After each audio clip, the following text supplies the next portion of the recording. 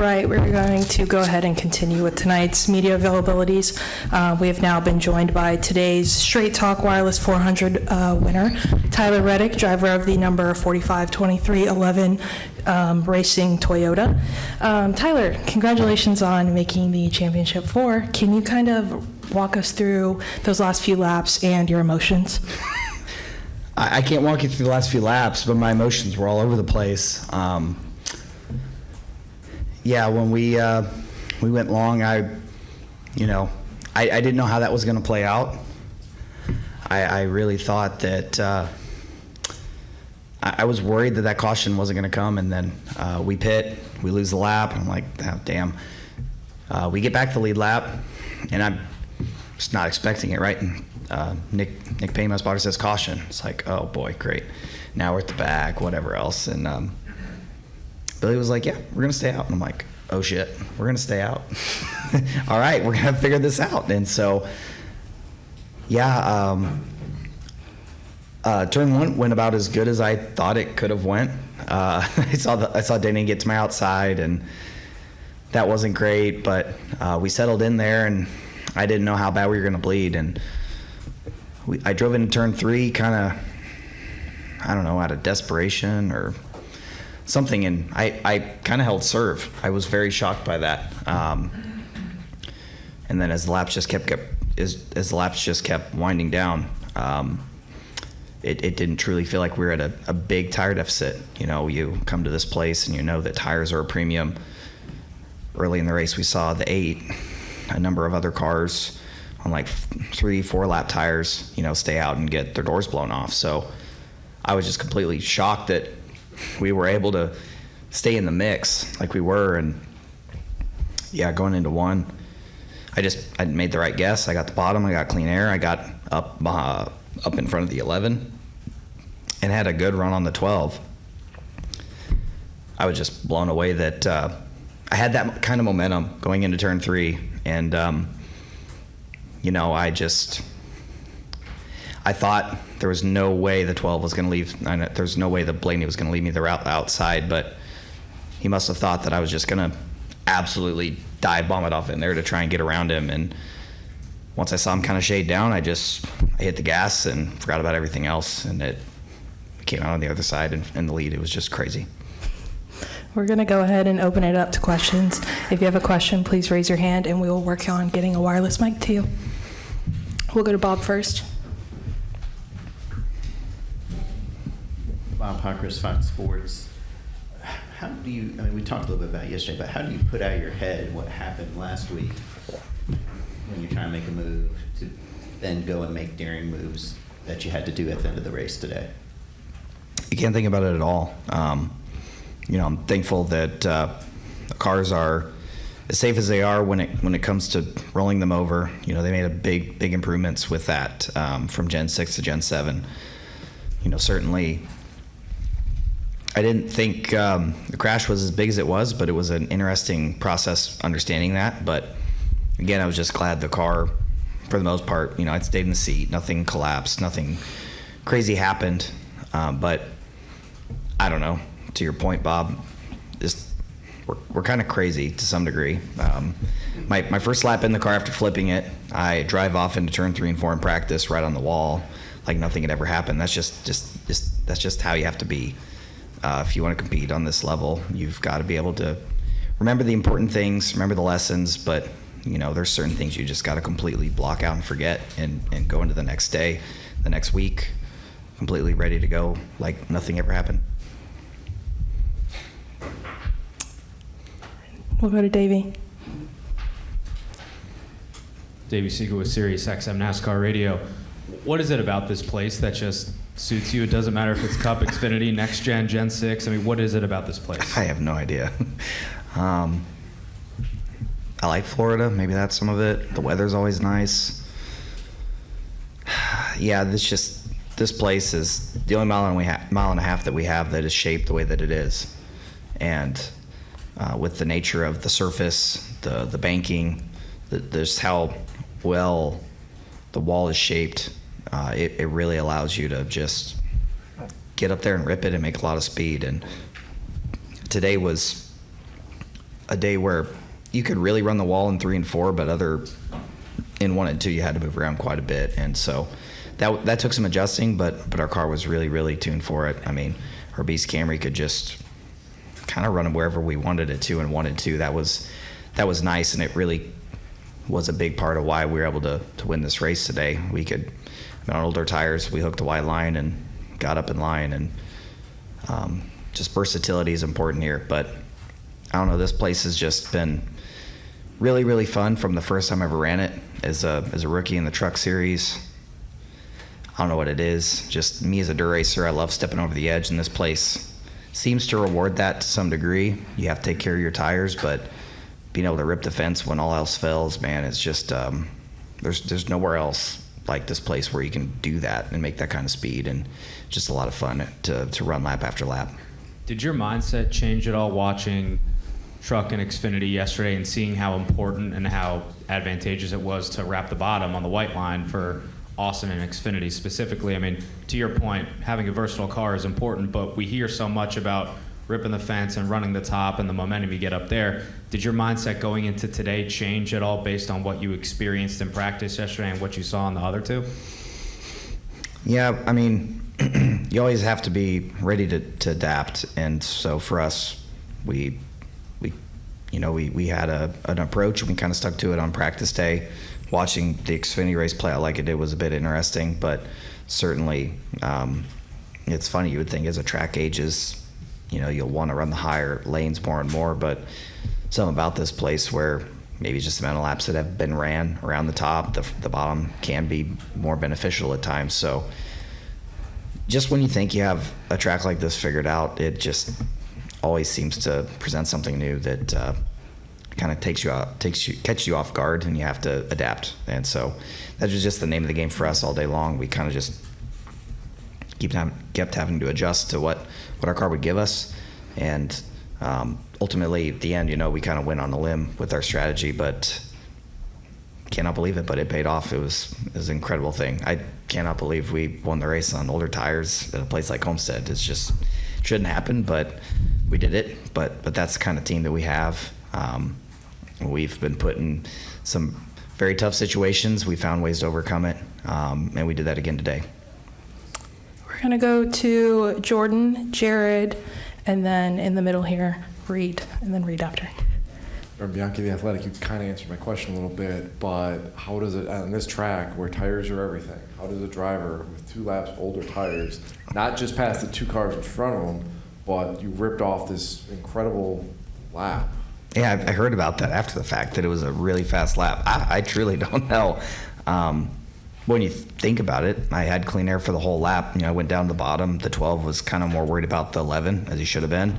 And the 3 and 4, I got the top uncontested. So, yeah, I guess I had clean air. It should have been a pretty quick lap, but I don't know. You sometimes you have to take guesses going into the corner where you think the lane for you is going to be, and I just got it right. It's crazy to do it the way we did, but we did it. Your dad say anything to you in victory lane? Your dad say anything to you in victory lane? Oh gosh, I mean, he's just really proud of me. We were both just in disbelief by what just happened, honestly. Yeah, at a place like this, that shouldn't work, but we made it work. It's just incredible.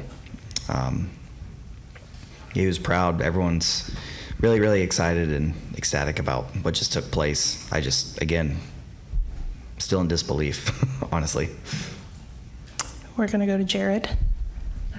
Jared Haas with FrenchStretch.com. Reddick, you had issues with traction and pit stops were not up to speed. Do you feel confident that going into Phoenix that the pit crew stuff will be cleaned up because of how tight the competition is with pit crews? Yeah, we got extra time to just think about Phoenix now. That's going to be good for us. So I have faith in my team. They know how to execute a fast stop, and for them, they can just solely focus on Phoenix for the next week and a half, if you will, before we get there. Undefeated so far in this playoff structure. You went 2 for 2. Do you feel the reign of Reddick coming back to when you won your championships back in 2018 and 2019? Or is this a completely different Tyler Reddick? Yeah, that Tyler wasn't very good at Phoenix, but I feel like since I came over 2311 and working with becoming a driver in a Toyota Camry, I've certainly gotten a bit better at Phoenix. So look back to the spring, and we were really, really solid. Obviously, Christopher found something in that race that set him apart from the rest of the field, but it's something that we've been thinking about since that first race. How can we go back there and compete with Christopher? And so it's been on our mind. We've been thinking about it. We've had a lot of season between now and then, but the work that we put in after Phoenix should certainly help us as we prepare for this race coming up. We're going to come up to the front to Reed, and then we're going to come on the middle, and then to Daniel. Reed Spencer with the NASCAR Wire. Blaney said afterwards that he thought he drove it pretty hard into 3, and his plan was to slide up, but by that time you were already outside him. Were you confident at that point from what you felt after the restart that the car was going to stick? I had no idea, but I was willing to take the risk and find out. So that's just the corner I was in. I knew that for us to make it to Phoenix, that a win here today was going to really help our odds. So yeah, I don't know. I drove it in until I got next to him, and then hoped that it stuck, and it did. It was pretty incredible. We're going to go to Tim in the middle. Hi, Tyler. Tim Reynolds with the Associated Press. Those of us that have followed Michael forever and ever and ever know there's only one thing that makes him that happy, and that's winning. Can you just take us through what that moment is like and what it's... I know there's a lot that means to you, the win and Phoenix and all of that, of course, are very good things, but when you can make the boss that happy, that's pretty rare. Yeah. What was that moment like? It's special, man. He's dedicated a lot of his time, his efforts, his money into elevating 2311 to where it is right now, and he's fully committed to this team, to our organization, and to be able to reward him with the days like we had today is a true honor. So it was really cool to see how happy he was. We're all very happy about it, and he believed in me. He believes in this team, the people that him, Denny, and everybody else is put together to create what 2311 is. He's put a lot towards it, and it's really cool in these critical moments to be able to deliver for him and for everybody else that's a part of the team. We'll go to Daniel. Daniel McFadden, FrenchStretch.com. So after MJ was finished giving you a bear hug and lifting you up completely off the ground, what did he say to you? Oh man, he was just really proud. The fight that we had, never giving up, just fighting through the adversity. Just really, really proud of the effort we put forth. He like I said, he believes in me. He believes in this team. I know the circumstances weren't ideal, but this is the kind of things that we have to overcome when we get put in these positions. We've had to do it a few times, and he was really proud of the whole team for the effort that we put forth. And this is probably a silly question, but do you consider this the biggest, most important win of your racing career so far? This was pretty big, yeah. To do it that way, at a place like this, when everything was on the line like it was, is pretty incredible. But we gotta enjoy it. We're gonna certainly enjoy it and celebrate it. But Monday morning on, we're gonna be thinking about Phoenix and getting ready for what lies ahead. Any additional questions for Tyler? We'll come back up to Bob and then Lee. Bob Hockers, Fox Sports. From what you're saying, you haven't seen the finish. Is that right? You haven't seen a replay. Like bits and pieces, but not the full thing, no. So I know you say you're kind of in disbelief. So do you have any kind of sense of some people call this one of the best finishes to one of the best races of the playoff era? Do you have any sense of that? Not exactly. That, or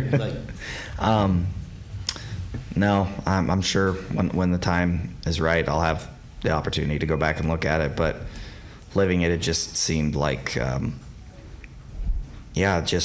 it wasn't a great restart. But I just could not believe that we were holding on as good as we were. And my opportunity was the 12 and 11 being worried about each other and try to get in the middle of it and then make something out of it. So yeah, I was very fortunate that I was left atop at my favorite track and my favorite corner, which is 3 and 4 here. So just took a risk, and it paid off. I don't know what else really to say. We're going to come up to the front with Lee. Lee Spencer, Sirius XM NASCAR Radio and Catchfence.com. I'm kind of curious, what was going on getting out of the pit box? Because were you not getting a good launch? There were a couple of times that it seemed like you were telling the guys you were struggling getting out. I don't know, I guess Bell had that issue with Las Vegas in the #1 pit box, but you didn't have trouble with that, and I wanted to know from a characteristic standpoint what was going on.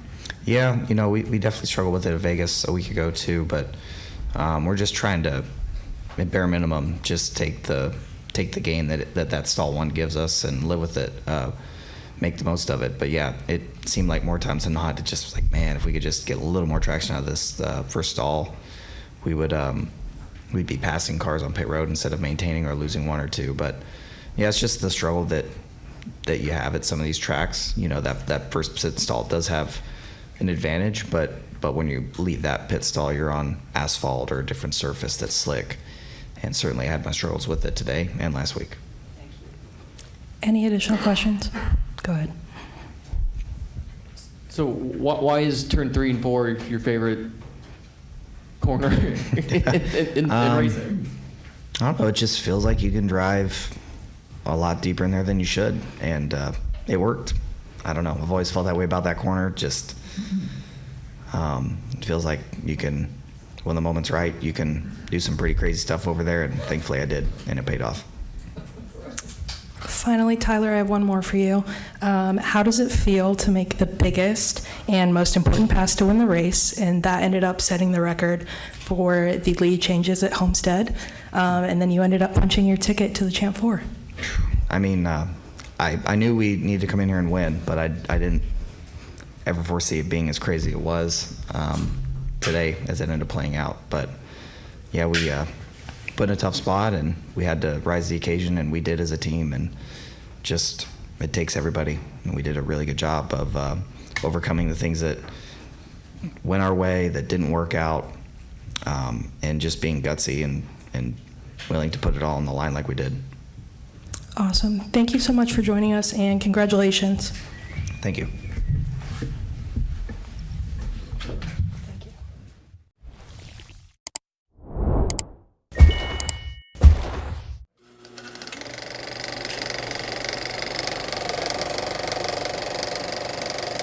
All right, there's the checkered flag. Great job, driver.